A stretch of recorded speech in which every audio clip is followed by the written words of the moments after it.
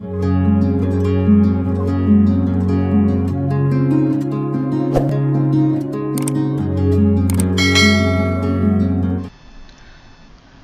बच्चों, मेरा नाम दीपक कुमार है और मैं लेकर आया हूँ आपके लिए वर्कशीट नंबर 35 जो कि क्लास 9th के स्टूडेंट्स के लिए है।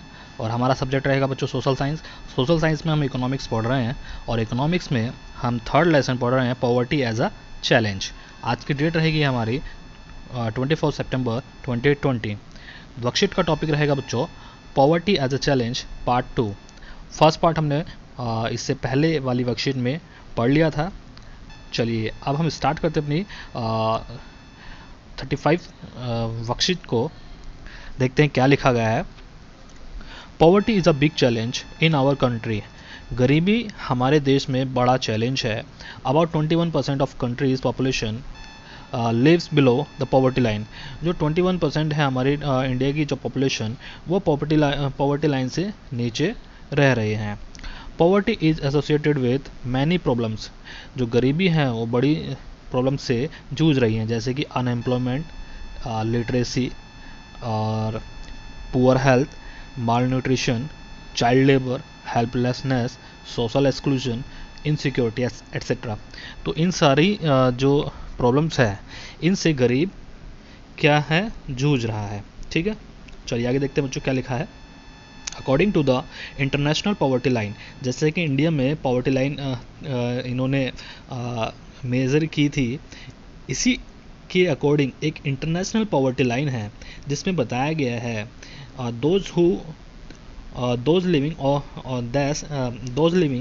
On less than 1.9 per day dollar. ठीक है, जो 1.9 पर डे डॉलर अर्न नहीं कर पा रहा है, वो क्या कहलाएगा, पुअर कहलाएगा। ठीक है, उनको कंसिडर करेंगे पुअर में। ठीक है, जो 1.9 डॉलर पर डे नहीं अर्न कर रहा है। ठीक है, और इंडिया में क्या था कि भाई रूरल एरिया में 2400 कैलोरी और अर्बन एरिया में 2100 कैलोरी का कंज्यूम अगर कोई पर्सन कर रहा है तो वो पुअर नहीं होगा।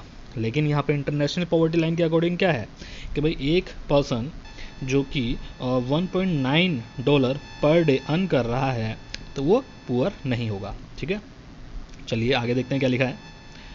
According to this India lags behind even its neighbours. कि इसके अकॉर्डिंग अगर देखा जाए तो इंडिया अपने पड़ोसी देशों से भी पीछे हैं। जैसे कि poor people are 4% in Pakistan में 4% लोग पुअर हैं, 15% in Bangladesh, less than 1% in China and Sri Lanka. कि भाई श्रीलंका और चाइना में भी 1% से कम लोग पुअर हैं। बांग्लादेश में भी 15% है और पाकिस्तान में कितने 4% है, और इंडिया में कितने हैं बच्चों 21%। तो उससे पता लग रहा है कि भाई हमारे इंडिया में सबसे ज़्यादा पुअर रह रहे हैं। चलिए देखते हैं आगे क्या लिखा है। Insecure groups. अभी हमने लास्ट वर्कशीट में भी हमने इनसिक्योर ग्रुप्स के बारे में पढ़ा था, जिसमें हम शेड्यूल कास्ट और शेड्यूल ट्राइब के बारे में बता रहे थे।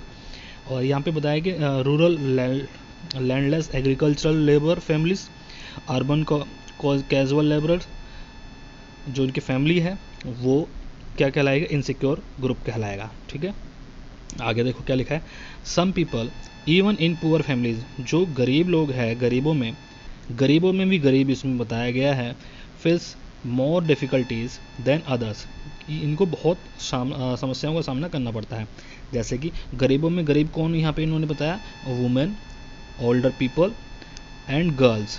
गरीबों में भी इन्होंने गरीब बताया कि भाई कौन है, वुमेन है, ओल्डर पीपल है और गर्ल्स है।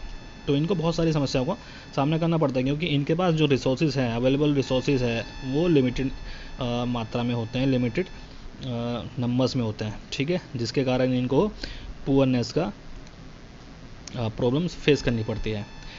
और इनको क्या कहा गया, they are also called poorest among the poor. इनको गरीबों में गरीब कहा गया है। ठीक है, चलिए आगे देखते हैं बच्चों क्या लिखा है वर्कशीट में। कॉजेज ऑफ पॉवर्टी, कि भाई गरीबी के क्या कारण हैं। तो अभी इन्होंने बताया गरीबी के कारण, economic exploitation by British colonial rule in historical cause of poverty in India. कि भाई इन्होंने बताया कि भाई ब्रिटिश जो साम्राज्य था औपनिवेशिक शासन, इन्होंने हमारे इंडिया पे कब्जा किया था और हमारे इंडिया को इन्होंने क्या किया, एक्सप्लॉइट किया, कि इन्होंने आर्थिक रूप से हमारे इंडिया को शोषण किया। इन विच ट्रेडिशनल हैंडीक्राफ्ट वर डिस्ट्रॉयड, जो हस्तशिल्प के जो कार्य थे वो ख़त्म हो गए। Development of industries was discouraged, और यहाँ पे जो औद्योगिकरण होना था उस तरह का औद्योगिकरण भी हमारे इंडिया में नहीं हो पाया। The slow rate of growth continued till 1980s, 1980 तक भी जो हमारी जो ग्रोथ की जो रेट थी वो स्लो चलती रही। आगे देखो क्या लिखा है, growth rate of income fail, और हमारी जो आय की जो वृद्धि दर थी वो भी घट रही थी। आगे देखो, the population grow at higher rate over the last few decades, और लेकिन इसके जो अपोजिट में हमारी इंडिया की जो पॉपुलेशन है वो लगातार बढ़ती जा रही थी। ठीक है, कि भाई इनकम कम हो रही थी और पॉपुलेशन बढ़ रही थी, जिसके कारण से यहाँ पे पॉवर्टी राइज हो रही थी। आगे देखो क्या लिखा है, both of these greatly reduced the growth rate of per capita income, and there was no substantial increase in employment opportunities। तो यहाँ पर कि कि जब जैसे इनकम घट रही है और पॉपुलेशन बढ़ रही है, जिसके कारण से क्या हुआ बच्चों, जो पर कैपिटल इनकम है वो भी घट रही थी, और एम्प्लॉयमेंट जो अपॉर्चुनिटीज़ मिलनी चाहिए थी जिनको, वो भी नहीं मिल पा रही थी। आगे देखो क्या लिखा है, there was a cycle of poverty due to economic progress, और यहाँ पर एक तरह का चक्र बन गया कि भाई इकोनॉमिक प्रोसेस का और पॉवर्टी का। ठीक है, and failure of population control, और जो पॉपुलेशन जो नियंत्रण करना था वो भी यहाँ पर फेल हो गया। ठीक है, चलिए आगे देखो क्या लिखा है, inequality of income increased due to uneven distribution of land and other resources, कि यहाँ पर इनइक्वालिटी ऑफ इनकम हो गया कि भाई लोगों को अनइवन तरीके से डिस्ट्रीब्यूट किया गया लैंड और रिसोर्सेज। ठीक है, कि भाई यहाँ पे जो रिच पर्सन थे उनको और रिच बनाया गया और जो पुअर थे उनको और पुअर कर दिया गया।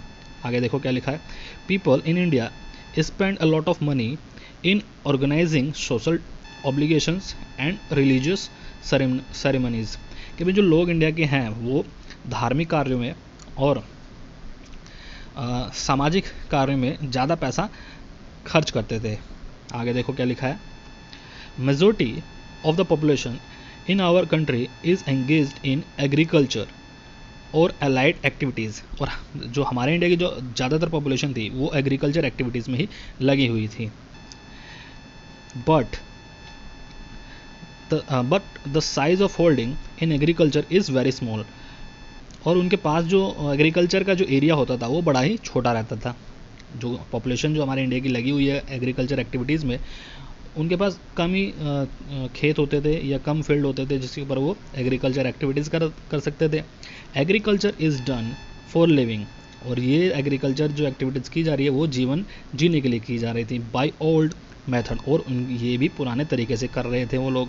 ठीक है, there is lack of capital of agricultural work, और यहाँ पे एग्रीकल्चर एक्टिविटी करने के लिए इनके पास कैपिटल भी नहीं थी या पूंजी नहीं थी। Small farmers need funds to purchase agriculture inputs, के जो छोटे किसान थे उनको पैसे की ज़रूरत पड़ती थी एग्रीकल्चर एक्टिविटी करने के जो उपकरण होते थे उनको ख़रीदने में। ठीक है, जैसे कि कौन कौन से हैं, जैसे कि भाई इनको एग्रीकल्चर करने के लिए भाई सीड्स की ज़रूरत पड़ती थी, बीजों की, फर्टिलाइज़र की और पेस्टिसाइड्स की ज़रूरत पड़ती थी।